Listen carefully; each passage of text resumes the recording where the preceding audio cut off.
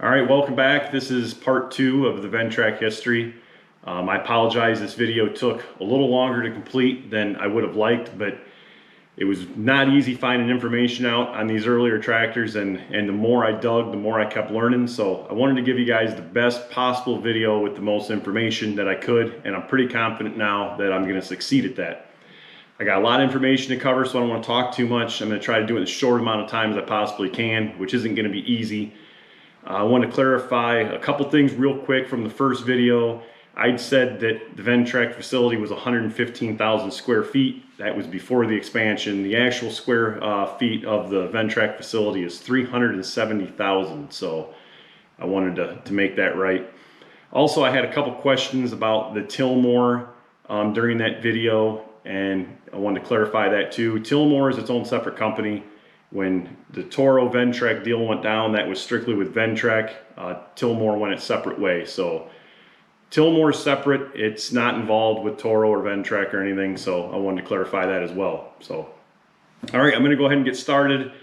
I had a lot of fun doing this video. I learned a lot of things, and I think you guys are too. I really hope you enjoy this video. Let's go ahead and get started. All right, to get this started, I wasn't going to talk about the concept tractors, but I did want to tell a little bit of the story on how they got started, so we're going to start at the beginning. Without these first few concept tractors, the Ventrac tractors that we love today probably wouldn't exist. So, as I stated in part 1, you had Marvin Steiner. He always worked at the Steiner family workshop, fabricating, modifying, and building things to make work around the farm easier. Marvin Steiner had 7 sons. I'll throw a picture on here of the Marvin Steiner family. Front row left to right is Roy, Mary, Marvin, and Mark. And in the back row, left to right, you got Glenn, Stephen, Elam, Richard, and Dallas. Now, Marvin's 7 sons sort of followed in his footsteps on fabricating and building things. And so we're going to get going here with the story on how the actual Steiner Corporation got started. All right, so in 1970, Glenn moved near Johnstown, Pennsylvania, and started working at the Emglo air compressor factory. While working there, he became aware of the potential for purchasing new components for the manufacturing company. At Emglo, he also had the opportunity to work on some personal projects, so he started tinkering with the concept of a small articulated tractor that was driven with a hydraulic pump and motor. Meanwhile, Roy was working at Kreider's machine shop in Harrisonburg, Virginia. He also had the opportunity to work in the shop on personal projects, so he started working on a small tractor also. Glenn and Roy soon got together on the design of their projects, and during the years between 1971 and 1975, they traveled back and forth between Johnstown, Pennsylvania, and Harrisonburg, Virginia, working on the project together. One by one, 3 concept tractors were made. I'm going to go ahead here and throw a picture of some of the concept tractors on here while I talk. The first picture here is a photo of actually Marvin Steiner pulling grandchildren in a wagon with one. So the concept tractors were powered by a Briggs & Stratton engine, which was mounted sideways and belt-powered the hydraulic pump. No front PTO was made because the drive for it was never figured out yet. The very early tractors were painted blue because this is actually the Emglo paint color. So it made it easy to paint the tractors this color of blue. So near the end of this time, they settled on what key components to use for the tractors, and 7 of them were made. Now, each tractor was different, no 2 alike. This was a big learning curve for them, developing the tractors. Most of the steel frame parts were fabricated by Roy in Virginia and sheet metal by Glenn at Emglo. The welding was mostly done by Glenn in Pennsylvania, with the painting at Emglo on Saturdays or at night. Assembly happened in the basement of Glenn's garage in his home in Davidsville, Pennsylvania. Of these 7 tractors, only 1 remains. In the summer of 1974, Mark joined the team, and he worked at fabricating parts in Virginia and welding and assembling the tractor. Mark was the first paid employee of what was to become the Steiner Corporation. Now, the decision to go into a family business and to manufacture the 4-wheel drive tractor was actually made at Glenn's home in Pennsylvania over the 4th of July weekend in 1974. They worked on a house project that he had going on, as well as several of the tractors. It was that weekend the decision was made to start the business. In October of 1974, the small 50 by 50 building was constructed on Church Road near Orrville, Ohio, and the Steiner Corporation was established on November 1st, 1974. Roy moved to Ohio to join the fledgling business, in 1975, and Glenn joined the company in 1977. Over the next few years, the other brothers, except Elam, joined the corporation in Oroville.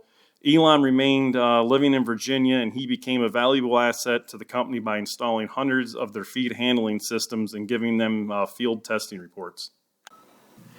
Now, the Steiner Corporation operated 3 divisions. They had a turf products division, ag feed line, and a farm machinery repair. Today, we're only going to be talking about the turf products and the turf machines that they had built during their time. All right, so we're going to talk about the first 7 tractors that were built. These tractors were built over the 1974-1975 year. Not sure how many of these were sold, but possibly only one, the unit that the Steiner family now owns.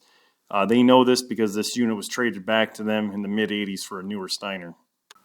All right, so talking about the first Steiner built, the 1974 S16 Steiner.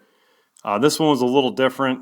This model had the engine mounted with the crankshaft towards the operator. It wasn't a satisfactory way to drive the front PTO.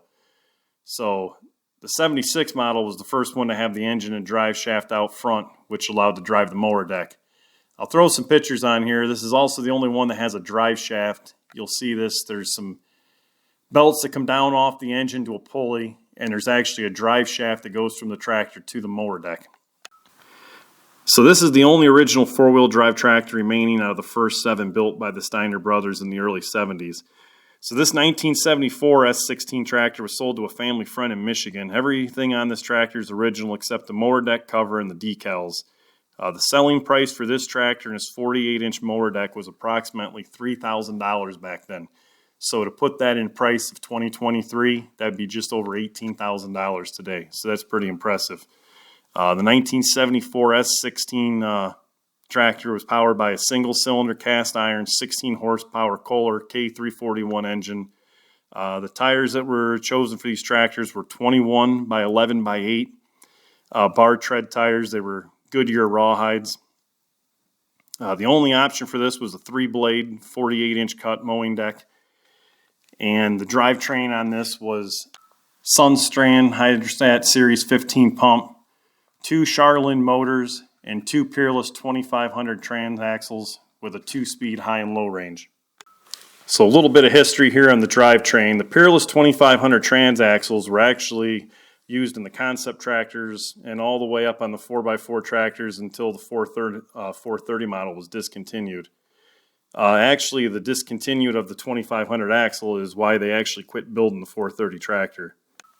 Now, the Sunstrand Series 15 pump, this was actually used from day one, even on the concept tractors, and this ran all the way through the 430 till the end. The only thing that was different is they didn't start using the Series 15 hydraulic motors on the transaxles until 1979. So prior to 1979, they took all the transaxles apart and removed the bearing that held the end of the input shaft and machined the cover to bolt a Charlin motor to it. Where the bearing was. The shaft then had to be altered by welding a gear to the shaft and machining it to accept the Charlin motor. I guess this was extremely labor intensive, but it did work quite well. This picture was actually taken in the March 2018 Kidron Steiner Ventrac swap meet. Unfortunately, I was never able to make it to one of these swap meets. I wanted to, just never was able to. But almost 45 years later, 6 of the 7 brothers pictured on one of the first tractors that they had built, and we'll go left to right. Roy, Richard, Steve, Mark, and Dallas, and Glenn's the one sitting on the tractor. So that's pretty neat right there. 44 years later, them pictured with one of the first tractors they built. So pretty impressive. All right, so the year's 1976. This is actually when work officially started in Oroville in January of this year at the time. So the 1976 Steiner Traction Master was the first year of production. Only 10 of these tractors were manufactured. They were equipped with a 16 horsepower single-cylinder Kohler K341 engine. The fuel capacity of the 76 tractor was only 1.5 gallons. The only option for this tractor was a rear 3-point hitch. Now, unique to this year, and only this year, a single belt transferred the engine power to the mower input shaft. It allowed for minimal amount of axis movement between the tractor and the mower.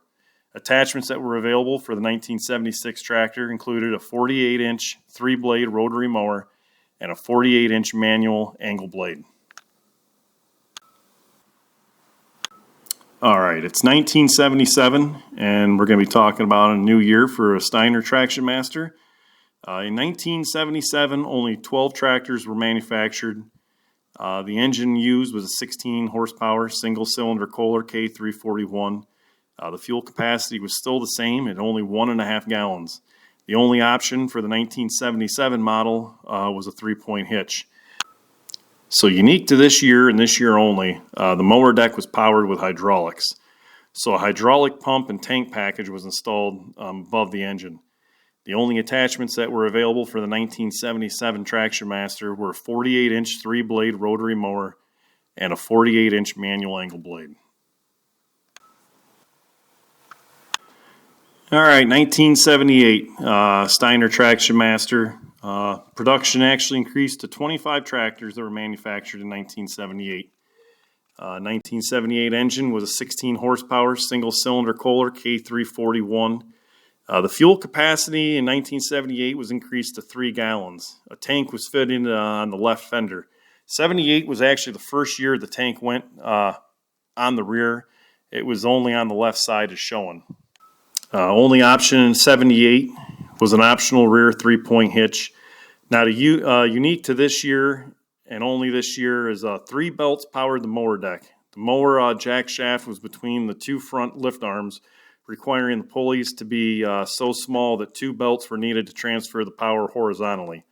This year was the beginning of the newly designed implement attach system.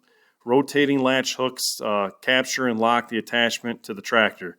This feature is still used today for the Steiner as well as Ventrac tractors. Attachments available in 1978 for the Traction Master were a 48-inch 3-blade rotary mower and a 48-inch manual angle blade. 1978 was also the first year for a pull-behind long cart trailer. All right, it's 1979, and 1979 was actually the first big year with 100 tractors being manufactured. The 79 Traction Master had a few changes. Instead of the 16 horsepower single-cylinder Kohler, they now went to a 16 horsepower twin-cylinder Briggs & Stratton engine. The other change in 79 was the Series 15 hydro motors were first used, and these Series hydro motors carried through all the way through the 420 and 430s. Previous to that, they used the Charlin motors, as I discussed earlier. Fuel capacity was increased to 5.28 gallons. The fuel tank was fitted along the rear of the tractor, sort of like the later models, 420s and 430s. The only difference was the fuel cap was in the right toolbox. I'll throw a picture on here so you can see it. And the problem with this is on a hillside, if the tank was completely full, sometimes you'd have a little bit of gas that would leak into the toolbox. So 1980, they changed that. The cap went into the center, and we'll talk a little bit more about that when we get there the next year. 79 was the first year with the PTO belt tensioning design concept that's still used today on Steiner and Ventracs. And it's also the year they improved the attachment rotating locking hook that's still used today as well on Steiner and Ventracs. 1979 Traction Master weighed in at 865 pounds. Attachments that were available was an optional 3-point hitch for the tractor, 48 and 60-inch mower deck. This was the first year also for a 60-inch mower deck. You could get a 48 and 60-inch blade. This was also the first year for a 60-inch blade. The 48-inch snowblower was introduced. Talking about the snowblower a little bit, as you can see here, I got some pictures on it. This was the first snowblower of its design, and you can see it mounted on a 1979 tractor. Only a few of these were made, and we're guessing less than 10 of them. So, first design of the snowblower as well. All right, 1979 also brought a new tractor. This was the first prototype of what was called the Buggy, which in 1980 was later changed to the Turfmaster or MPV. There was only about 2 of these tractors made. These were prototypes, and there may have been one that was sold from what I was told. They were equipped with an 18 horsepower 2-cylinder Briggs & Stratton engine. The drive system and hydraulic components were the same used on the tractors. The fuel tank was a round piece of 8-inch pipe located under the front seat. The engine orientation was opposed to the tractor. A 6-sided belt was used around 3 pulleys to change the direction for the PTO so that the same attachments could be used for the tractor on the buggy. Now, in 1980, they changed the name to the Turfmaster, but 79 was the buggy, and we will get to that next year. All right, now it's 1980. Now we have the Steiner S18 is the model number. 200 tractors were manufactured of this model in 1980. They bumped the horsepower up by 2, so now it's an 18 horsepower twin-cylinder Briggs & Stratton engine. Fuel tank was increased to 6 gallons in 1980. Some of the attachments that were available were a 3-point hitch, 48 and 60-inch motor deck, 48 and 60-inch dozer blade, 48-inch snowblower, a 54-inch rotary broom, and 1980 was also the first year for a front-end loader with a bucket or a manure fork. Other than that, the 1980 Turfmaster now is what it's called. Previously in 79, it was called the buggy. You'll see some changes that were made from the Turfmaster. They also called these MPVs for multi-purpose vehicle. As you'll see, the front platform is a little different. On the buggy, they had like a steel shield that would come up. All that was removed, and it was probably so that you could see the attachments a little closer and better. So 1980 was the first production year for the Turfmaster. There was 100 of these manufactured, and most of these being shipped to Sweden and Norway. All right, it's 1981, and there was some changes made with the 1981 Steiner. The 1981 models had the exhaust system mounted inside the engine compartment. This helped with the vision and safety for keeping the hot muffler inside, but it also created some heat issues, especially with the headlights. The more modern forward-sloping hood was first used with this model. The ground speed for the 1981 was slightly increased with using a different ratio in the transaxles. This was the only year for this. After this, they went back to the original speed, which was standard for the S20 and carried on through the 420s, etc. All right, 1981, the Turfmaster MPV. Few changes were made here. The first noticeable change you're gonna see is there was a step added to the platform. So the platform was added, a little different that with the step added. The fuel tank was moved to the rear frame, and this resulted in a lot more room on the front for the engine controls and etc. I got some views of the controls here on a 1981 Turfmaster, and I just wanted to bring these up because in 82 they changed this a little bit. So I was just going to make note of the different controls through the years. New attachment also for the Turfmaster in 1981 is you could get the vac pack. The vac pack was just a grass collectioning system that would mount to the rear dump box of the Turfmaster itself. That was offered in 1981. Something else interesting, I got a picture of a cab on a 1981 Turfmaster. From what I can tell, the cabs were being worked on in 1981, so this was probably more than likely a prototype cab. The cabs weren't released till fall of 1982, I believe. The earlier cabs of the Turfmaster, I got a picture of one here. This one you can see where it has steel doors with glass, and the front piece of the cab is one-piece solid glass. They ran these were the early cabs. Later on, they went to a two-piece glass front, which when we get later in the presentation here, I'll show you this. And the doors were soft-sided doors. Why they changed it, I'm not sure. The only thing I could guess is maybe that solid piece of glass on the front, due to flexing, it would crack, or if someone would break it, you'd have to replace one giant sheet of glass, where if you had a two-piece glass front, it'd be cheaper to replace the glass if you broke it. Can't really answer that. That's my only things that I can think of. Also, you'll see a snowblower here, different design than the previous one that I showed you in 1979. This one has two chutes coming out of it.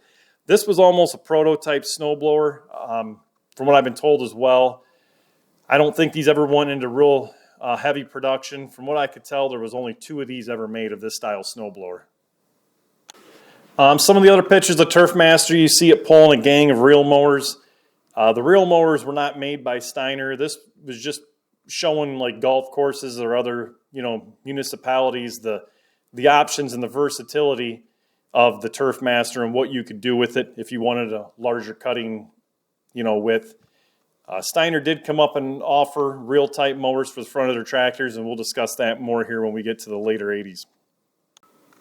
All right, talking about options and attachments. Options for the tractor itself was a 3-point hitch. Some new attachments for 1981. The rototiller was introduced in 1981, and the pull-behind lawn sweeper. So 81 was the first year for the pull-behind lawn sweeper, and I actually have one of these early lawn sweepers that I've done videos on these as well. These work really well.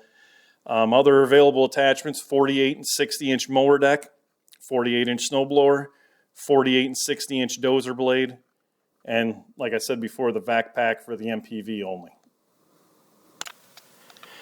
All right, so it's 1982, and there's a lot of stuff to cover in this year. This is one of the large years.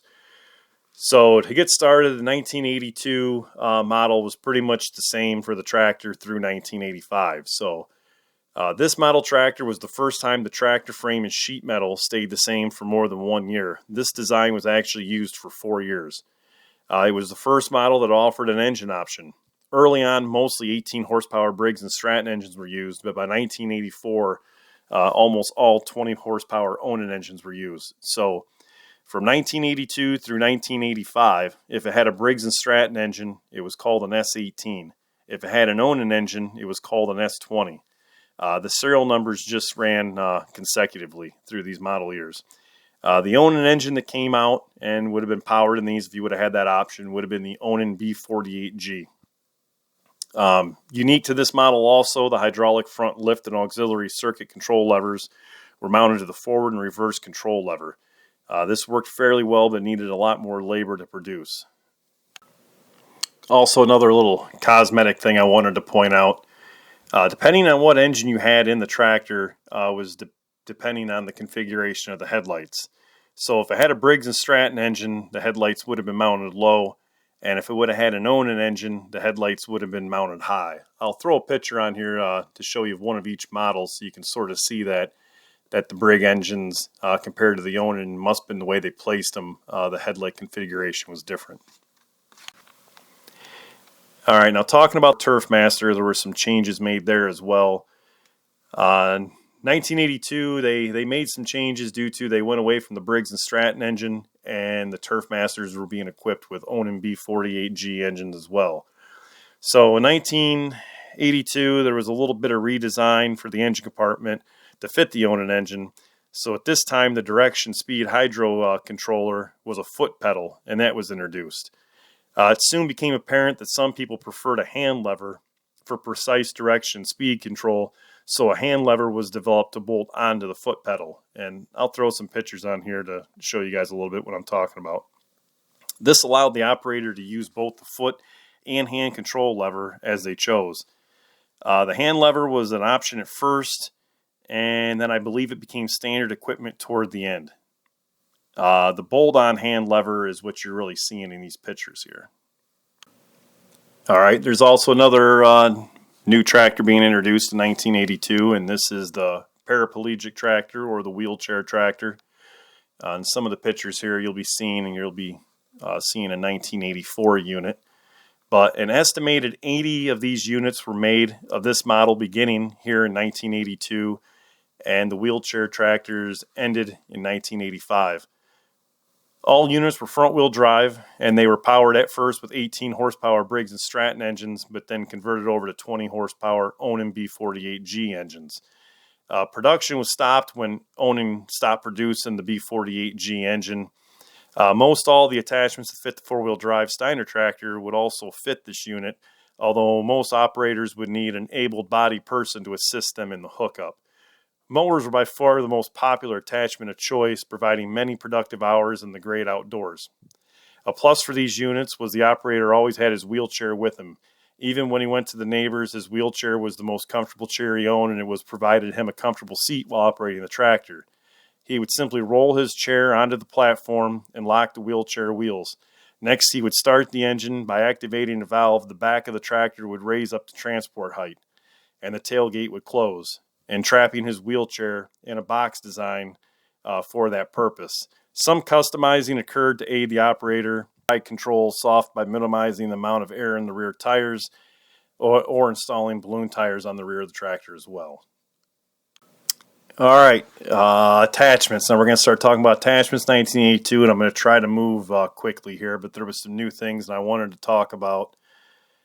You could get a 48 and 60-inch mower deck, a 48 60-inch dozer blade. I believe 1982 was also the first year that you could get a power angle option on the 48 and 60-inch blade. Some of the other things were rototiller, 48-inch snowblower, rotary broom now with a power angle. Different trailer options, pull behind trailers were made, and you could still get the vacuum for the Turfmaster.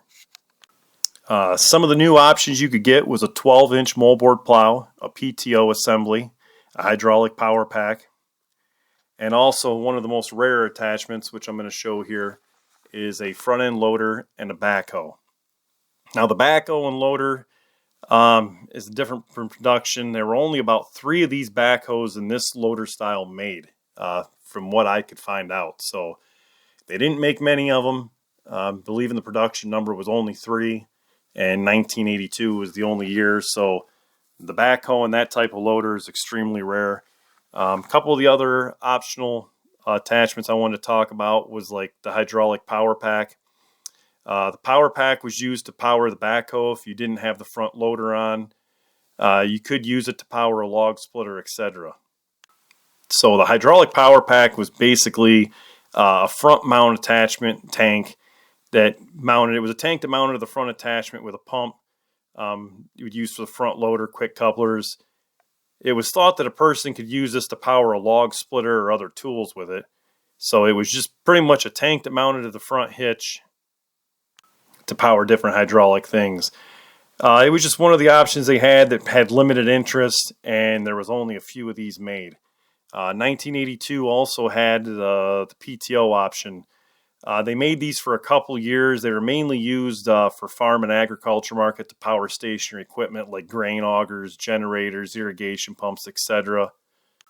I was able to find a picture of one in some old sales things. I'll put them on here. I've never seen one of these in person, but it is pretty a neat attachment that they did offer back then. The other attachments was a 12-inch moldboard plow. So the 12-inch moldboard plow, from what I was told, was used, or they'd seen it on a tractor, probably like a 1980 model, and it worked quite well. So they had contacted the Brindley Harley Company and possibly of purchasing more plow components, as well as potential for other Brindley products that would work on the tractor. They then purchased inventory of plow moldboards, point shars, moldboard frames that held all the parts together, as well as a few of the cutler discs and gauge wheels. From them parts, they made all the frame parts that required brackets and mounting to the complete plow. They sold some, but not a lot. I was told that they ended up junking maybe half of the components because the plow was discontinued due to the lack of interest in sales. The plow was actually built by Steiner Corp., but it was using Brindley components to turn the soil. All right, so the year is 1983. 1983, something exciting happened, and a lot of you might not know this, but 1983 was actually the first year for the diesel engine option in a Steiner tractor. Now, there were only 2 diesel models available that were made, and they were prototypes, but they were sold. So engine options for the 83, like I said, the body panels and everything, sheet metal stayed the same, 82 through 84. You could get an S18 with a Briggs & Stratton 18 horsepower engine, or you could get the S20 with the 19.9 horsepower Onan B48G. But then there was also another 18 horsepower diesel option. Now, I hope I get this name right, but 2 tractors were offered with Rugerini diesels. There were 2 tractors. The first one was a single-cylinder, air-cooled diesel. From what I was told, it shook like crazy and didn't last too long until it was replaced. The second Rugerini diesel was an 18-horsepower, 2-cylinder, air-cooled, and it was around for quite a few years before it was also engine swapped with that too. From what I was told, the tractors are still around and being used. It's just the engines were removed from them. So 1983 was actually the first year of the diesel. Just 2 made, and then you didn't find a diesel until 1986. Something else new for 1983 was the Steiner three-wheeler. Approximately 75 of them tractors were made. Engines had 18 horsepower Briggs & Stratton and 20 horsepower Onans. It was actually the first Steiner two-wheel drive tractor. It had an Eaton hydrostatic transmission, model 11. Unique feature for this tractor is it had a bidirectional operator platform. The steering wheel can be removed by pressing a pin and reinstalling it for an opposite direction. The seat can be attached in the opposed direction.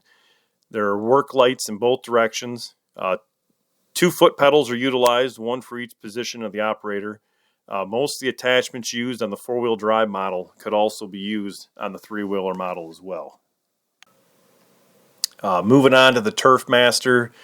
The Turfmaster, not much had changed in 1983. I will throw some pictures on here of another cab option for the Turfmaster. They did have the full cab, and this was the cab I was talking about when I mentioned previously where they changed to the two-piece glass and the soft doors.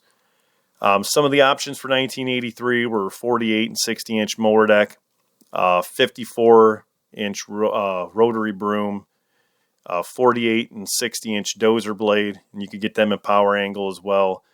Front end loader, 12-inch plow, rototiller, snow blower, utility trailer, lawn vacuum, lawn sweeper, and full cab for the Turfmaster.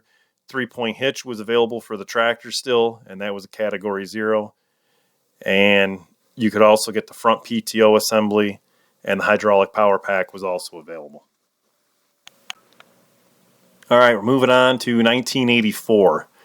The tractors were still the same, the S18 or the S20, the Onan or the Briggs engine, not a whole lot of change there. 1984 was the first year for the prototype of the 2x4. Now, this is the original four-wheeled Steiner with the two-wheel drive and the rear steering. This would have been the predecessor to the Steiner 220 and 230.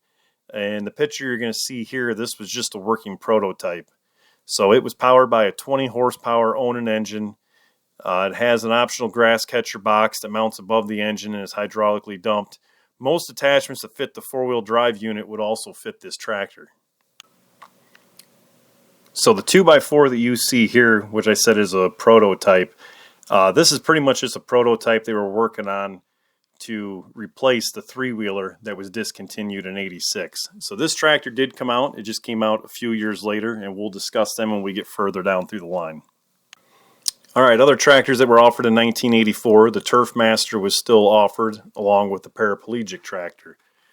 Most of your attachments that you could get for the tractor still stayed the same. The mower decks, the blades, I went through most of them. I'm not going to keep going through all the attachments that were available to try to cut back on a little time here. But in 1984, the flail mower was introduced, and we'll talk about that a little bit. They didn't sell a whole lot of them for reasons that I'm not real sure. I've heard a couple things. The flail mower was a unique item. It went on, I believe, through 1988. The heads were purchased by the Matthew Company, from what I was told. And I believe the Matthews Company was purchased by another company, and that may have resulted why they couldn't get some of the components maybe that were discontinued to keep building the flails. But Steiner actually did build their own flail mower, and that was released in 1984. So I'll throw some pictures of them on there. You don't really, these are a pretty rare option also. You don't see a whole lot of them. Also in 1984 for the tractors, like the S18 and S20, a half cab option was available. And I don't know if that was a windbreaker. I couldn't get any pictures of that, but they were offered for 1984 and 1985 only. So you could get the full cab for the Turfmaster, but you could get a half cab for the 84 and 85 model S18 and S20. All right, so we're at 1985. This is going to be a quick year. Not a whole lot went on or changed. The tractor sheet metal was still the same from 82, like we discussed earlier. Now you could get the S18 or the S20, either one, Briggs or Onan engine, and the tractor. And this was the last year that this model was going to be available. The Turfmaster pretty much stayed the same. The three-wheeler was offered, and the paraplegic tractor was also offered the same. 48 60-inch mower deck. Now 1985 was the first year that the 72-inch mower deck was available. You could get the flail mower, 54-inch rotary broom, and you could get that with a power angle on it. Utility trailer, vac pack vacuum for the Turfmaster, the Pullby line lawn sweeper. A leaf blower was available now in 1985. You could still get the PTO assembly, a 40 and 60-inch dozer blade, a front end loader with a bucket, a ballast box. Manure forks were available for it as well. A 48-inch rototiller, the 12-inch plow, and a 48-inch snowblower. Full cab for the Turfmaster only, and the half cab was still available for the S18 and S20. All right, it's 1986, and this is some changes coming up, so we got quite a bit to discover here in this year. 1986 was the whole redesign, new sheet metal and design of a tractor. This was pretty much the same design and platform that went on to be later known as the 420 and even the 430, where the 430 was just some different hoods and sheet metal to accommodate larger engines. So 1986, you had a couple engine options. You could get the 20 horsepower owning gas. The Briggs and Stratton engine was dropped from the line in 86, and 1986 was the first year that there was a diesel engine option for actual production. So the diesel engine option was a 16.5 horsepower Kubota D600. It was a liquid-cooled, naturally aspirated diesel engine. This was also the last year of the Onan B48G engine. So Onan switched over to a new engine. It was the P220G. It was also called the Performer. In 86, I was told some of the P220s were actually being placed into the S20 tractor. All right, the Steiner three-wheeler. It was still available in 1986, but this was going to be the last year for that model, and then it was done. The MPV Turfmaster. This was also 1986, was the last year for production of that. And the reason the whole Turfmaster was done in 1986, it was the last model year. It was possible there was some still left over and sold in 1987, but I can't confirm that. They weren't really planning on discontinue building them, but it was because Onan had dropped the B48G, and when they went to that 220 Performer engine, they would have had to have made changes and redesign to fit the new engine. So they just determined that they were just going to drop the Turfmaster totally. So 1986 was the last year of the Turfmaster. The paraplegic tractors were not available anymore, but I think there was still a few left for sales in 1986. One other unique option is here's another designed snowblower. This was the third design. I showed you the other two. The snowblower you'll see in a picture here. This was on the 86 product sheet, and there were more of these made than the other previous snowblowers. But from what I could tell, there were probably less than 30 of this style of snowblower that was made. All right, some of the attachments that were available in 1986 were the 48 60-inch mower deck. For 1986, the 72-inch mower deck was now available. You could get a flail mower, the vac pack, lawn sweeper, an aerator was available in 1986. You could get a leaf blower. 86 also offered a power edger. I will show a picture of this. It's actually hooked to a PTO shaft and would almost be like a gas-powered edger, and it would move. They did change this in 1987. We'll talk about that when we get there, but there was a power edger available for a short time. You could get a front-end loader, the slip scoop, the rototiller, the plow, and a rotary broom. We discussed the snowblower. I showed you that. You could get one of the new attachments for 1986 is they made a sand trap blade. This was actually designed, I guess, to operate like a box blade. It did not angle right or left. There was a hydraulic cylinder on it, though, that tilted the blade forward or backward, and the reason for this was to do some grading. The bottom of the blade had a wide front flat panel across the whole blade, and by tilting it forward, one could get it to really dig, and then by tilting it back, where the flat of the bottom was like a skid shoe, and you could move the sand to where you wanted it. The tilting it back further lifted the cutting edge up a bit and allowed the sand to start dropping it off. It was made for grading action. It was designed specifically for the use in sand traps to push the sand back up from the sides where it was washed away due from rains. All right, so 1987, the tractor sheet metal, everything stayed the same as previous from 1986, but there was some extra options. So in 1987, you could get the 20 horsepower Onan P220 gasoline air-cooled. You could get the optional Kubota D600. That was a 16.5 horsepower liquid-cooled diesel engine option. And another option for 1987, this was the first year for this, the Kubota WG600B, and this was a 21 horsepower liquid-cooled Kubota gas engine. So now you had three engine options for 1987. The Turfmaster was dropped. That was no longer available, along with the wheelchair tractor and the three-wheeler. But now new for 1987, you could get the TF S20 2x4 tractor. And the 2x4 tractor, you had two engine options. You could either get the 20 horsepower Onan air-cooled, or you could also get the 21 horsepower Kubota liquid-cooled gas engine option as well.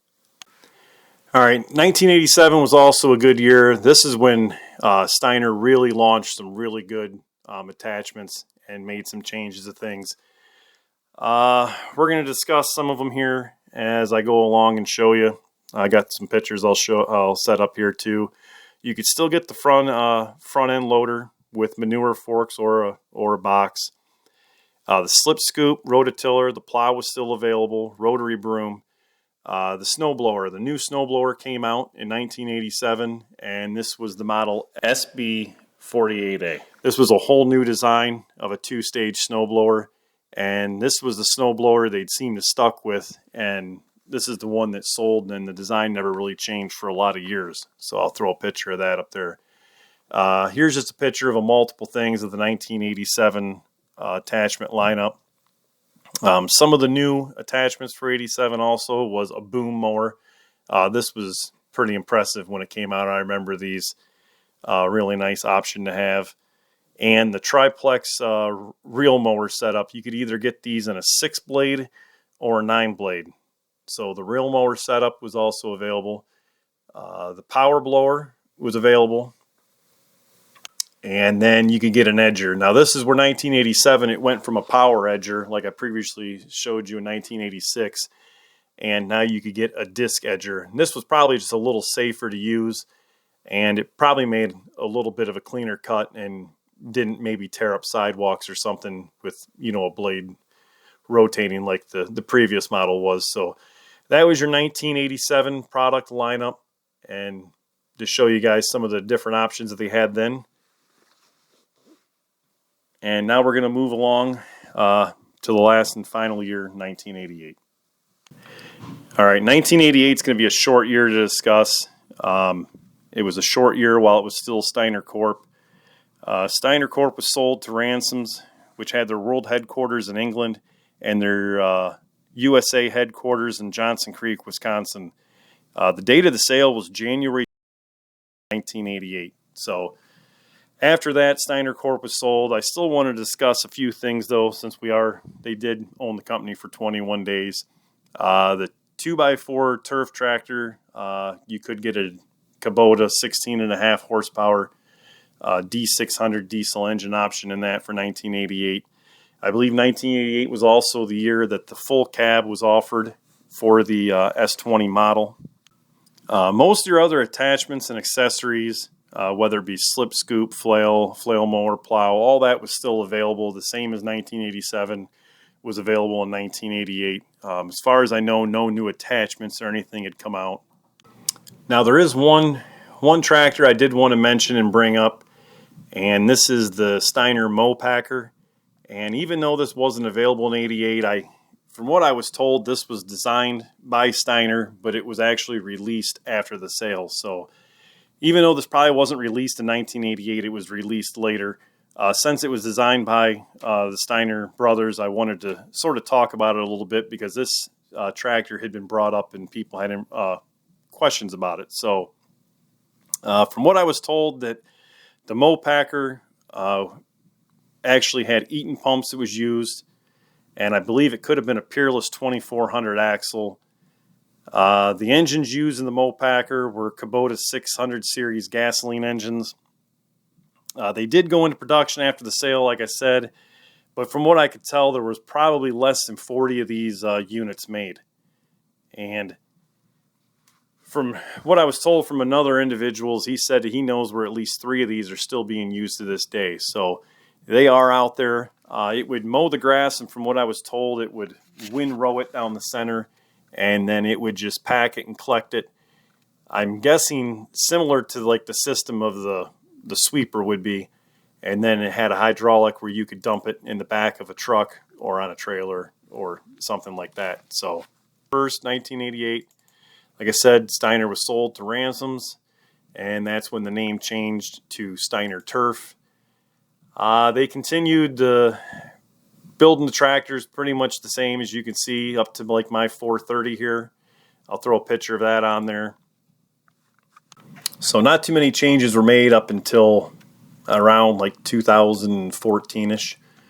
So this is part 2, or of the Ventrac history. I'm going to be working on part 3 of the Ventrac product lineup from 1996 to present here, 2023, of all the product lineup of them too. So if you want to learn more on the Ventrac tractors and their product lineup, you can go ahead and subscribe or check back, and I'll be working on that next. I hope you guys enjoyed this video. I'm sorry it took so long, but like I said, there was a lot of information here that I had to cover, and this was probably one of the most difficult videos that I've ever produced, just for finding information, time-wise, lining this up. So I really hope you guys enjoy it. And as always, thanks for watching.